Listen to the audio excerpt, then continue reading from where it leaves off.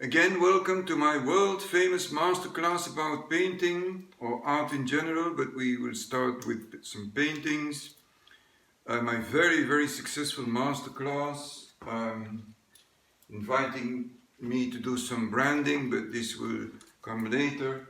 And today we will talk about a painting by the Belgian-Russian painter Jorik Dzobava, a still young person who started painting early in his life, just as Walter Swennen, who started at 14, and of whom we will consider one recent work.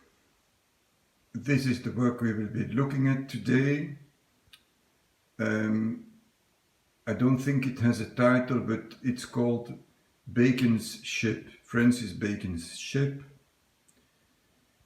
And to discuss it, I would like to have a look first at this painting, which is 1 year older, which of course is a portrait of the Portuguese Jewish Dutch philosopher Baruch de Spinoza, Bento de Spinoza,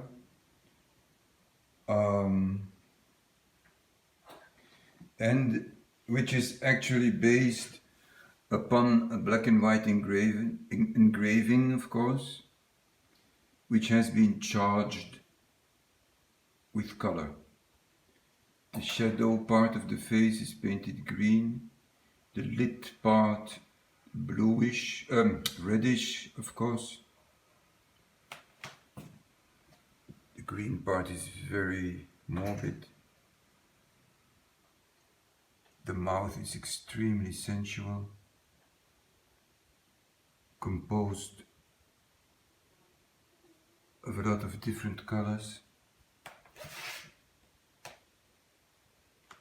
So this painting comes from a period in which Dzobava decided to take engravings and to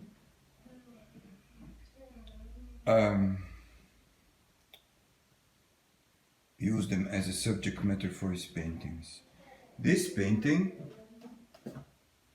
does the same, but instead of taking the subject matter of the engraving as a starting point, he decided to make still lifes representing the engravings themselves.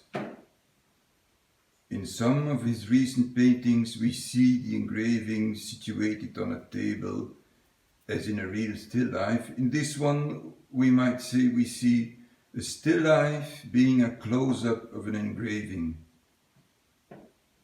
We don't see the surroundings of the engraving anymore, but it's treated as an object in itself.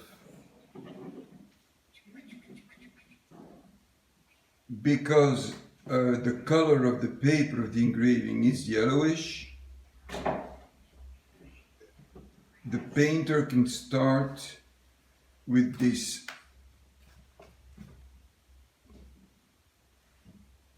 with a kind of ochre color, which is totally invisible. Yeah, it's rather reddish. And to me this is a painterly joke because it evokes the ground layer of 17th century paintings, on which painters would add darker parts and more light parts to suggest volume. Here this ground layer that was used as a base in the 17th century constitutes the painting itself, and the volume of the ship, the wooden body of the ship, and the light and on the sails and the volume of the sails is suggested by gradations within this ground layer. It's a naive interpretation of 17th century painting, or as one might say, an amateur attempt to reproduce an effect one does not really understand, but all this on purpose, of course. When you look closely at the painting, there is no real attempt whatsoever to create a realistic effect. And for example, on top we see this border, which is the result of an attempt to make the horizon higher, but which constitutes in fact a kind of visible way of painting. It's like a comment on painting, and I consider it to be funny or comical. You see? There is a suggestion of a horizon which has been raised by 1 centimeter visibly. The light in the sail is made like this. We see other colors like blue, light blue, pink, and like colorful accidents. The body of the ship itself, when you look at it from nearby, is not a lot different from the movement in the sea.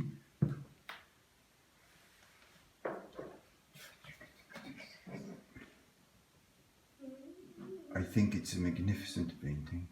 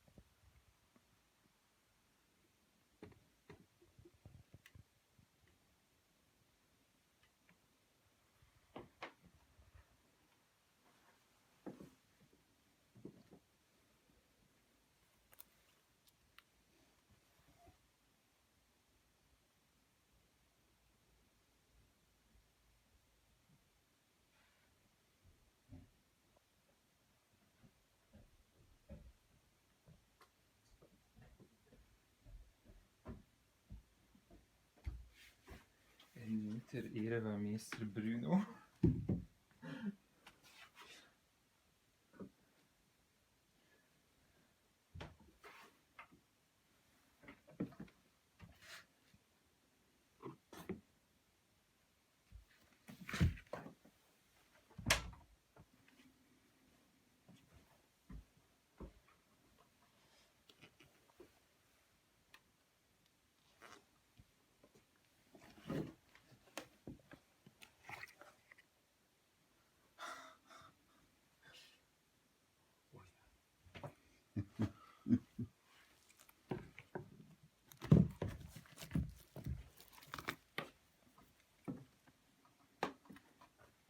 Weer hier van elkaar.